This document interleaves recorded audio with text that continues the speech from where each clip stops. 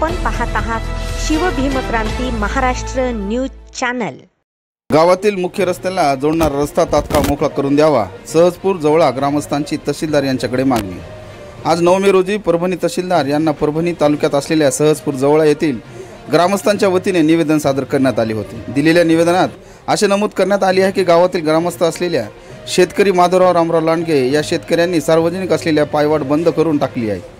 त्यामुळे या रस्त्यावरून वर्दळ पूर्णपणे बंद पडलेली आहे। या कारणाने रस्ता बदलावा असता तब्बल 4 किलोमीटर लांबून जाऊन शेतकऱ्यांना दळणवळणासाठी मार्गक्रमण दररोज करावं लागत आहे। मुख्य रस्त्याला जोडणारा असलेला हा रस्ता मागील 2 वर्षापासून बंद असल्या कारणाने गावकऱ्यांना अनेक अडचणींचा सामना करावा लागत आहे।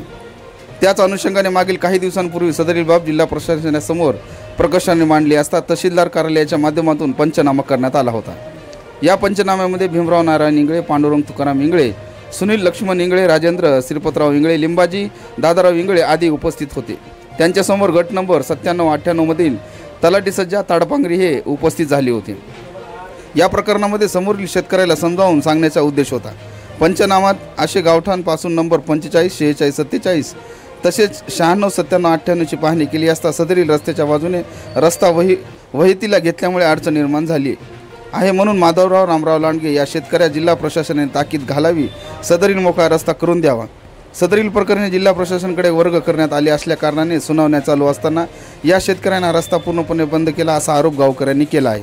म्हणून हा रस्ता मोकळा करून द्यावा यासाठी ही प्रमुख मागणी करण्यात आली, अन्यथा तीव्र आंदोलन करण्याचा इशाराही गावकऱ्यांच्या वतीने देण्यात आलेला आहे। गट नंबर 94 भीमराव इंगळे बोलतो। आमच्या गावामध्ये 2023 पासून मी अर्ज फाटे करतो। 6 लोक आम्ही तहसीलदार साहेबाला आम्ही समजून सांगितलं आणि मंडळ अधिकारी येऊन आमचा पंचनामे पण केला। त्याच्यावर 2 युवकांची बळी झाली आणि आमच्याकडे कुठलाही आलेला नाही। तर साहेबाला आता पूर्ण रस्ता मोडून टाकला, आम्हाला जायला अवघड व्हाले। आता आम्ही पेरणीचे खात बी नेऊ शकत नाही, ही आमची परिस्थिती बिकट होऊन गेली आहे। तरी मेहरबानी साहेबांनी आमचं एवढं याच्यावर बैठक झाली का आपली, म्हणजे याच्यावर झाली काय, आदेश आलेत का, अजून काही आदेश काहीच मिळालेला नाही, त्याच्या बळी झालेली। कधीपासून चालू आहे? आता हे 2023 पासून 2023 याच्यापूर्वी निवेदन दिले तुम्ही तहसीलदारांना? निवेदन बरेच बरे दिले आम्ही, 6 लोकांना 5-7 बरे निवेदन दिले। हो, मग आज तात्काळ येऊन भेटण्याचं काय कारण आहे? ते रस्ता मोड्यामुळे दुसरं काय, आता सगळं हाय ते म्हणून टाकलं। अच्छा, मग तो रस्ता त्यांच्या शेतातून जातोय का? त्याच्या रस्ता ते गावापासून शेवटपर्यंत त्याच्या रस्त्यातून जातो। बरं, आणि त्याच्या रानातला रस्ता आहे ते। बरं, या शेजाऱ्याचा काही गट नंबरचा एखाद्याचा काही संबंध नाही। मग आता हे रस्ता सोपा होण्यासाठी का तुम्हाला दुरून जावं लागते, त्रास जास्त?